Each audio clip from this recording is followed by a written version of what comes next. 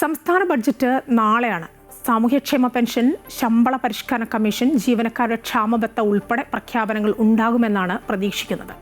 പൂർണ്ണമായും ജനക്ഷേമ ബഡ്ജറ്റ് ആയിരിക്കുമെന്നും ജനകീയ ബഡ്ജറ്റ് അവതരിപ്പിക്കാൻ സാമ്പത്തിക ഞെരുക്കം വെല്ലുവിളിയല്ല എന്നും ധനമന്ത്രി KN ബാലഗോപാൽ അമൃത ന്യൂസിനോട് പറഞ്ഞു.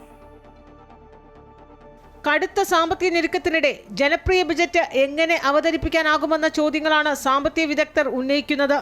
കാശില്ലാതെ കയ്യടി നേടാൻ വാരിക്കോരി പ്രഖ്യാപനങ്ങൾ നടത്തിയാൽ വിഭവ സമാഹരണം എങ്ങനെയാകുമെന്ന് ധനമന്ത്രി വിശദീകരിക്കണമെന്നും വിദഗ്ധർ ആവശ്യപ്പെടുന്നു.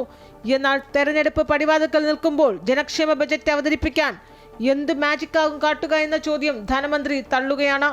എല്ലാവരെയും തൃപ്തിപ്പെടുത്തുന്ന ബജറ്റ് തന്നെയാകും ഉണ്ടാകുകയെന്നും സാമ്പത്തിക ഞെരുക്കം വെല്ലുവിളിയല്ലെന്നും ധനമന്ത്രി KN ബാലഗോപാൽ അമൃത വാർത്തകളോട് പറഞ്ഞു. പ്രതീക്ഷിക്കുന്നത് കേരളത്തിൻ്റെ ഭാവിക്ക് വേണ്ടി കൂടുതൽ നല്ല കാര്യങ്ങൾ ചെയ്യാൻ പറ്റുന്നൊരു ബജറ്റാണ് ഞങ്ങൾ പ്രതീക്ഷിക്കുന്നത്, തയ്യാറാക്കുന്നത്. കേരളത്തിൽ കൂടുതൽ വികസനം ഉണ്ടാവാൻ, നമ്മുടെ എല്ലാ ജനവിഭാഗങ്ങൾക്കും കൂടുതൽ ജീവിതത്തിൻ്റെ മെച്ചപ്പെട്ട വശങ്ങളുണ്ടാവാൻ സാമൂഹ്യക്ഷേമ പദ്ധതികളും പിന്നെ പുതിയ ജോലി സാധ്യതകളെല്ലാം ചേർത്തുള്ള കാര്യങ്ങളാണ്. സാമ്പത്തിക ക്രൈസിസിനെ നേരിട്ട് തന്നെയാണ് നമ്മൾ വന്നത്. നല്ല മുന്നോട്ട് വരാൻ നമുക്ക് പറ്റിയിട്ടുണ്ട്. ഇനിയും ആ ക്രൈസിസിനെ നേരിടാൻ പറ്റുന്ന തരത്തിൽ തന്നെയാണ് കാര്യങ്ങൾ ആലോചിക്കുന്നത്. പക്ഷേ കിട്ടാനുള്ള പണം കിട്ടണമല്ലോ നമുക്ക് കേന്ദ്രത്തിൽ നിന്ന്. ജനകീയ ബജറ്റായിരിക്കും. പ്രധാന ആകർഷണങ്ങളായ സാമൂഹ്യക്ഷേമ പെൻഷൻ, സ്ത്രീ സുരക്ഷാ പദ്ധതി, ജീവനക്കാരുടെ ക്ഷാമബത്ത കുടിശ്ശിക, ശമ്പള പരിഷ്കരണ കമ്മീഷൻ, റബ്ബറിന്റെ താങ്ങുവില തുടങ്ങിയവയ്ക്കായി വലിയൊരു തുക ബജറ്റിൽ മാറ്റിവെക്കുമെന്ന കാര്യം ഉറപ്പാണ്.